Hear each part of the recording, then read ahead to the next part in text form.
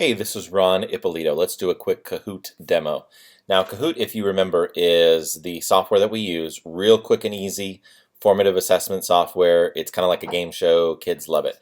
So let's show you this really quickly. If you were to do a Google search for Kahoot, I'll show you here. So if we do a Google search for Kahoot, you're going to see a few different things come up. This one, Kahoot.com, is not it. That's a toy store, online toy store. If you do this one, this is the website. Kahoot.it is the website your kids log into. So you as a teacher, you want to go to getkahoot.com. Here's the one.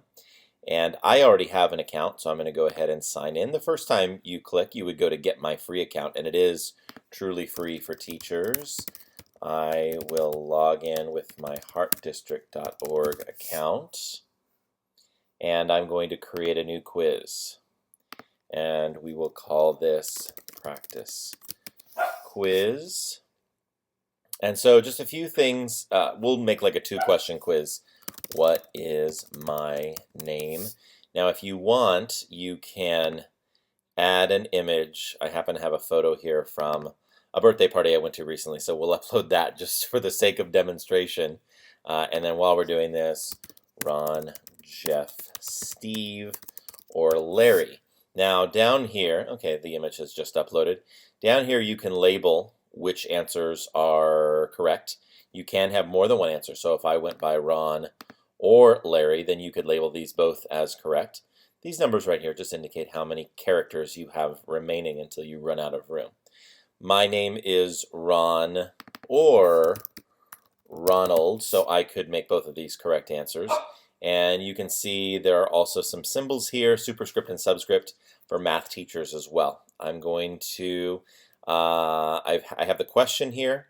It is a points question, but you could also, if you just wanted to make this one no points, you could. And then you can also set your time limit right here, up to 2 minutes long for the time limit. We'll set that at 30 seconds. And you know what, I'm just going to stop here because I think I've done enough of a demo on that. But if you wanted to, you could add a question here. You can also, once you've completed your quiz, you can go back and forth between all of your questions right here, previous and next, and you would see a 1, 2, 3, 4, however many questions you had. Let's go ahead and click Save and Continue, and we will just call this Practice Quiz. You can put a better description here so that next time when you're looking for this particular quiz, you have a little bit more information. You can also put tags in here as well.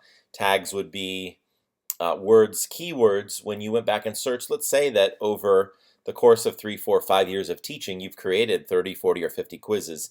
These would be keywords that you could search for when you're looking for a more specific quiz. This is primarily for school. It's a public quiz. All of the quizzes that you create in Kahoot by default are public, which means other teachers, the general public, can look at them unless you set it to private. But it's set to public by default, and why not just share? And I will go ahead and click Save and Continue. You can put a cover image there if you would like. And then we're going to go ahead and click Play Now. There's one other thing I wanted to show you here before you start playing the game, before you launch with kids. Display game pin throughout. So this is, sometimes kids are a little bit slow to kind of jump in, and you want to maximize that participation. And so by default, I have this turned on. However, if you wanted to lock kids out, let's just say that, for the sake of this is like a real big deal quiz, you don't want any kids to jump in late, then you can turn that off.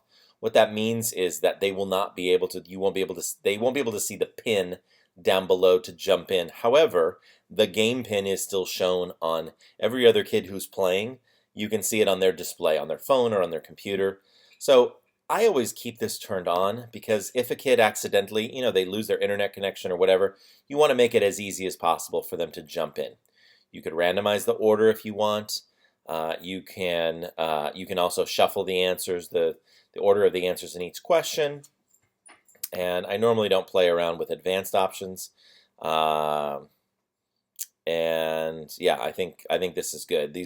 I really don't play with any of those. And so then you just click Launch, and then it'll load up, and then you will have your kids join with the game pin right here. They go to kahoot.it. They can do it on their phone. They can do it on their tablet, on their computer, their Chromebook, whatever they have with them. And it's super, super easy to join, and kids love it. And you can maximize your screen. And there's my dog barking, which means it's time for me to finish this screencast. And so there we go. That's how you set up a Kahoot quiz. And have fun with it. Bye.